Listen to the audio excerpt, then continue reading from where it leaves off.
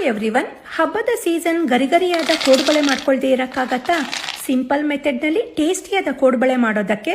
ಮೊದಲಿಗೆ 1 ಬೌಲ್ ಅಕ್ಕಿ ಹಿಟ್ಟು, 1/4 ಬೌಲ್ ಮೈದಾ ಹಿಟ್ಟನ್ನು ಲೈಟಾಗಿ ಹುರಿದು ಇನ್ನೇನು ಘಮ ಬರಲಿಕ್ಕೆ ಸ್ಟಾರ್ಟ್ ಆದಮೇಲೆ ಫ್ಲೇಮ್ ಆಫ್ ಮಾಡಿ 1/4 ಬೌಲಷ್ಟು ಚಿರೋಟಿ ರವೆನ ಹಾಕಿ 1 ನಿಮಿಷ ಅದೇ ಶಾಖದಲ್ಲಿ ಹುರಿದು ಇದನ್ನು ಸಪ್ರೇಟ್ ಪ್ಲೇಟ್ಗೆ ಟ್ರಾನ್ಸ್ಫರ್ ಮಾಡಿ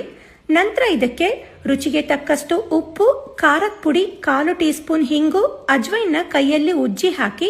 ಕೋಡುಬಳೆ ಕ್ರಿಸ್ಪಿಯಾಗಿ ಬರೋಕ್ಕೆ ಕಾಯಿಸಿದ ಎಣ್ಣೆ ಹಾಕಿ ಎಣ್ಣೆ ಎಲ್ಲ ಹಿಟ್ಟಿಗೆ ನೀಟಾಗಿ ಮಿಕ್ಸ್ ಆಗೋ ಹಾಗೆ ಮಿಕ್ಸ್ ಮಾಡಿಕೊಂಡು ನಂತರ ಇದಕ್ಕೆ ಸ್ವಲ್ಪನೇ ನೀರು ಹಾಕಿ ತುಂಬ ಗಟ್ಟಿನೂ ಅಲ್ಲದೆ ಸಾಫ್ಟ್ ಆಗೋ ಅಲ್ಲದೆ ಚಪಾತಿ ಹಿಟ್ಟಿನ ಹದಕ್ಕೆ ಹಿಟ್ಟನ್ನು ಕಲಸಿ 10 ನಿಮಿಷ ರೆಸ್ಟಿಗೆ ಬಿಟ್ಟು